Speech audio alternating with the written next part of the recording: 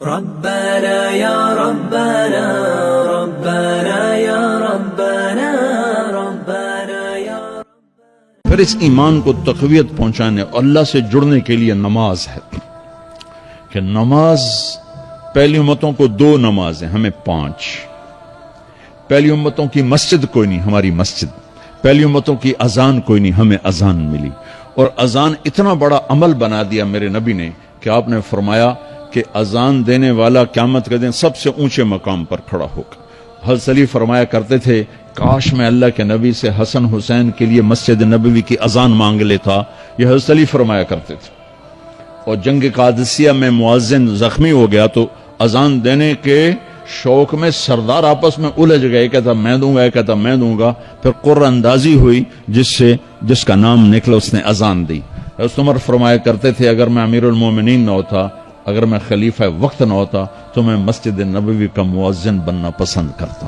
کسی کو اذان نہیں ملی، ہمیں اذان۔ پہلا مؤذن بلال بنا، پہلے مؤذن اللہ نے بلال کو یہ عزت عطا فرمائی۔ دنیا میں یہ ہے اور آخرت میں یہ ہے کہ میرے نبی نے فرمایا کہ جب جنت میں جانے کا وقت آئے گا نا تو جنت کی میرے لیے سواری لائی جائے گی، میں اس سواری پہ بیٹھوں گا تو اس کی جو وہ رسی ہوگی نا وہ ایسے نیچے گر جائے گی، یہ نیچے گرے گی۔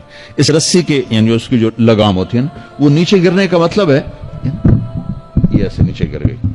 اب نیچے گرنے کا مطلب ہے کہ اس کی ڈرائیونگ میرے نبی نے نہیں کرنی، کوئی آنے والا ہے، کوئی ڈرائیور آنے والا جو رسی پکڑ کے چلے گا، کوئی کوچبان آنے والا جو اس کو پکڑ کے چلے گا۔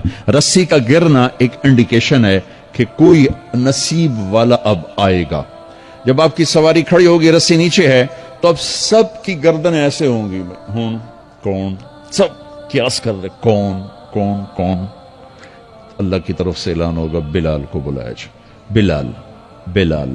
تو بلال آپ کی سواری کی لگام پکڑیں گے اور آپ نے فرمایا کہ سب سے پہلے میں جنت میں جاؤں گا اور بلال میرے ساتھ ہوگا، میری سواری کے لگام پکڑے ہو جائے گا۔ تو ہمیں اذان ملی، کسی امت کو اذان نہیں ملی۔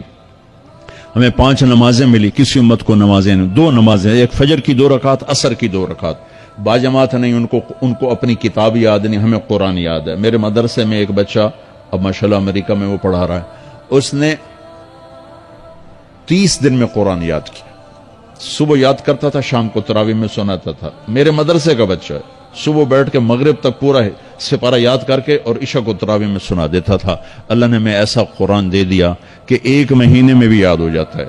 3 دن میں بھی ایک بزرگ نے یاد کیا، 3 دن میں قرآن یاد کیا۔ اللہ نے ہمیں قرآن کی دولت عطا فرمائی، پڑھنے کے لیے 5 نمازیں عطا فرمائی، تہجد کی نماز عطا فرمائی، اوابین کی نماز دی، اشراق کی نماز دی، چاشت کی نماز دی۔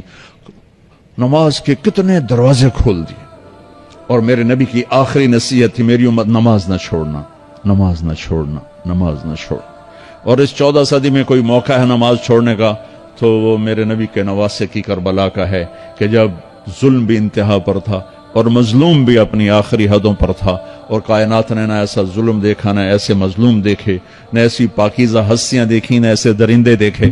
تو سورج ڈھلا، نماز کا وقت ہوا ہے، تو آپ نے سبحان اللہ اپنے زہر سے فرمایا کہ شمر سے کہو نماز پڑھنے دے، نماز پڑھنی ہے، امت کو پیغام دینا ہے کہ یہ کسی حال میں چھوڑنے کا کام نہیں ہے۔ تو انہوں نے آگے بڑھ کے شمر سے کہا نماز پڑھنے دو، انہوں نے کہا نہیں نماز نہیں پڑھنے دیں گے، ہماری تلوار چلے گی۔ انہوں نے واپس آ کر کہا جی وہ کہہ رہے ہیں ہم جنگ نہیں روکیں گے، تلوار چلے گی۔ تو پھر یہ نہیں فرمایا اچھا چلو ٹھیک سر لو، فرمایا اچھا آدھے نماز پڑھو آدھے جنگ کرو۔ آدھوں نے نماز پڑھی، آدھوں نے جنگ کی۔ پھر انہوں نے جنگ کی اور پہلوں نے نماز پڑھی، اور عصر سے پہلے سب کے سر کٹ کے نیزوں پہ چڑھ گئے۔ یہ وہ ہستیاں ہیں جن کو میرے نبی نے کہا میری آنکھوں کی ٹھنڈک حسن حسین، میرے جگر کے ٹکڑے، میرے جنت کے پھول، پتہ نہیں کیا کیا تشبیہات دی ہیں میرے نبی نے، اور جنت کے نوجوانوں کے سردار حسن اور حسین۔ اور پھر نماز نہیں چھوڑی۔